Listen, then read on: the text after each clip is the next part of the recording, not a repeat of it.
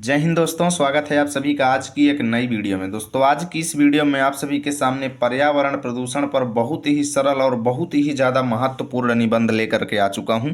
यदि आप सभी की भी बोर्ड परीक्षाएं हो रही हैं या फिर होने वाली हैं तो आप लोग वीडियो को बहुत ही ध्यान से अंतिम तक देखें, क्योंकि ये निबंध दोस्तों बहुत ही ज़्यादा इंपॉर्टेंट है और प्रतिवर्ष बोर्ड एग्जाम में आता है। तो अगर आप लोग आज की इस वीडियो को ध्यान से देख लेंगे तो बोर्ड एग्जाम में आपके 8 से 9 नंबर एकदम कंफर्म हो जाने वाले हैं दोस्तों, क्योंकि ये निबंध आपको बिल्कुल भी रटने की ज़रूरत नहीं है। बस आप वीडियो को एक बार ध्यान से अंतिम तक देख लो, पूरा निबंध आपके दिमाग में छप जाएगा दोस्तों, ये मेरी गारंटी है। बस आप सभी लोग वीडियो को ध्यान से अंतिम तक जरूर देखें। तो चलिए हम लोग बिना देरी किए हुए आज के इस वीडियो की शुरुआत करते हैं और पर्यावरण प्रदूषण पर निबंध कैसे लिखना है, कितने पेज लिखना है, ताकि हमें पूरे अंक मिले, आज की इस वीडियो में सीख लेते हैं। तो चलिए शुरू करते हैं।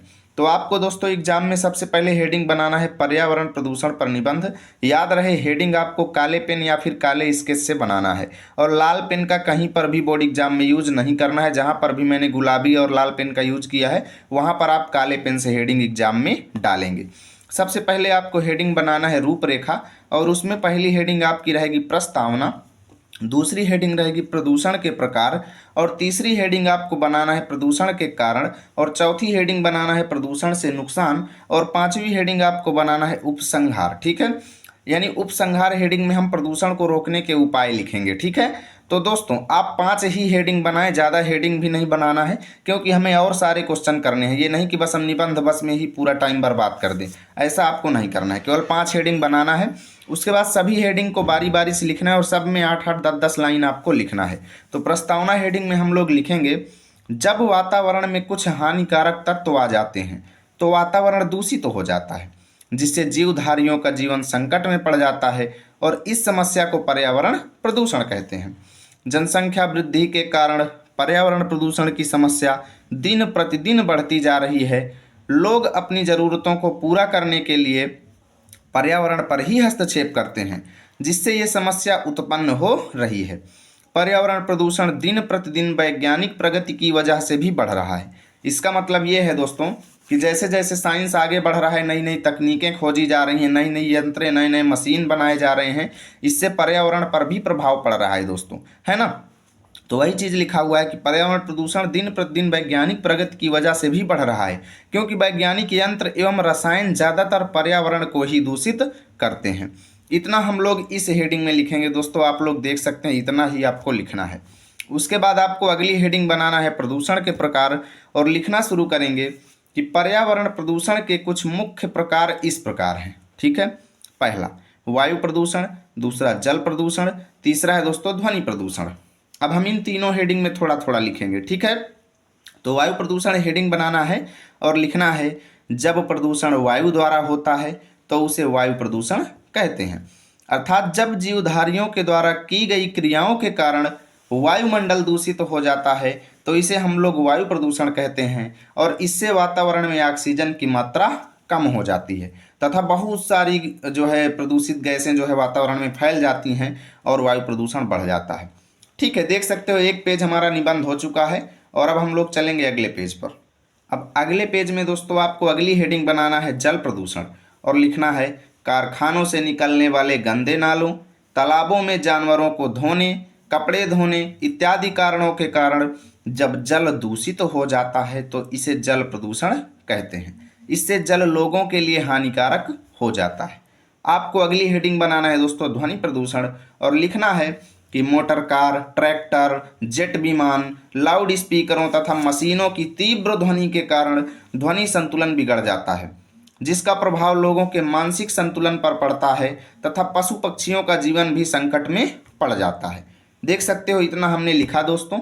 अब आपको अगली हेडिंग बनाना है प्रदूषण के कारण और लिखना शुरू करना है कि पर्यावरण प्रदूषण के कई कारण हैं। विज्ञान ने जीवन को सुलभ बनाने के लिए अनेक यंत्रों का निर्माण किया है, परंतु वही यंत्रों का उपयोग दोस्तों पर्यावरण को दूषित करने में लगातार किया जा रहा है। साथ ही अनेक उद्योग धंधों के खोलने से दूषित धुआं पर्यावरण में फैलता है तथा दूषित नाला नदियों में और तालाबों को दूषित करता है। ठीक है, जनसंख्या में जिस तेजी से विस्तार हो रहा है उसी तेजी से लोगों की ज़रूरतें बढ़ती जा रही हैं, जिससे प्राकृतिक संसाधनों का तेजी से हनन हो रहा है। भाई जितनी ज़्यादा जनसंख्या बढ़ेगी उतना उनको रहने के लिए रोटी, कपड़ा, मकान, सब चीज़ों की आवश्यकता पड़ेगी दोस्तों। और जितना ज़्यादा आवश्यकता पड़ेगी उतना ज़्यादा लोग पर्यावरण पर ही हस्तक्षेप कर रहे हैं। लकड़ी की आवश्यकता पड़ी तो पहाड़ चले जाएंगे, ठीक है, पत्थर की ज़रूरत पड़ी तो पहाड़ चले जाएंगे। तो क्या हो रहा है, ये सब पर्यावरण का जो है दोस्तों, पर्यावरण को जो है प्रदूषित कर रहे हैं, है ना। अब आपको दोस्तों अगली हेडिंग बनाना है प्रदूषण के नुकसान, और लिखना है कि प्रदूषण हमारे जीवन को विविध तरीके से प्रभावित करता है। अब प्रदूषण से हमारे लाइफ में क्या क्या नुकसान होते हैं, हमें किन किन समस्याओं को झेलना पड़ता है, वो सारी चीज़ें हम इस हेडिंग में लिखने वाले हैं। तो देख सकते हो दोस्तों, इस तरीके से हमारा 2 पेज हो चुका है। आप लोग देख लीजिए। पहले बात करेंगे किस साइज़ की कॉपी है दोस्तों, तो A4 साइज़ की कॉपी है दोस्तों, और ये हमारा 2 पेज हो चुका है। हम लोग चलते हैं अगले पेज पर। अब अगले पेज में दोस्तों हम लोग लिखना शुरू करेंगे कि वायु प्रदूषण की वजह से लोगों को सांस संबंधी बीमारी हो जाती है। ध्वनि प्रदूषण से लोग मानसिक तौर पर कमज़ोर हो जाते हैं व जीवधारियों का जीवन मुश्किल हो जाता है, ठीक है। तथा जल प्रदूषण की वजह से लोगों को पेट में अनेक बीमारियां उत्पन्न हो जाती हैं। अतः अलग अलग प्रकार का जो प्रदूषण है वो अलग अलग तरीके से लोगों को प्रभावित करता है। इतना हम लोग लिखेंगे। और सबसे अंतिम में हमारी हेडिंग जो होती है दोस्तों, उपसंहार। इस हेडिंग में दोस्तों हम अपने सुझाव व्यक्त करते हैं कि पर्यावरण प्रदूषण के प्रति हमारी क्या सोच है और इस समस्या का निवारण कैसे किया जा सकता है, और इस संबंध में हमारी राय क्या है और हम क्या करेंगे इस बारे में। ये चीज़ें इस हेडिंग में लिखा जाता है। तो हम लोग लिखेंगे कि भाई इस समस्या को कम करने के लिए हम सबको अधिक से अधिक वृक्षारोपण अर्थात पौधे लगाना चाहिए, जिससे वायु प्रदूषण कम होगा। जल प्रदूषण को रोकने के लिए हमें कारखानों, घरों का दूषित नाला नदियों, तालाबों में नहीं मिलाना चाहिए। साथ ही मृत जीवों अर्थात मरे हुए जीवों या फिर लाशों को यानी शवों को नहीं प्रवाहित करना चाहिए हम लोगों को नदियों, तालाबों में, ठीक है। ध्वनि प्रदूषण को रोकने के लिए हमें साउंडों, लाउड स्पीकरों आदि का कम उपयोग करना चाहिए। हम लोग लिखते भले हैं दोस्तों, बाकी शादी विवाह में क्या होता है आप सभी लोग जानते हैं, खूब डीजे बजा के नाचते हैं आप लोग, है ना। आगे लिखेंगे, अतः इस समस्या को खत्म करने के लिए हम सभी को सामूहिक रूप से प्रयत्न करना चाहिए। तो यहाँ से दोस्तों मैंने पूरा निबंध आपको दिखाया, और देख सकते हो ये हमारा था तीसरा पेज, और इसमें हमने आधा ही करीब लिखा है, पूरा पेज नहीं लिखा है।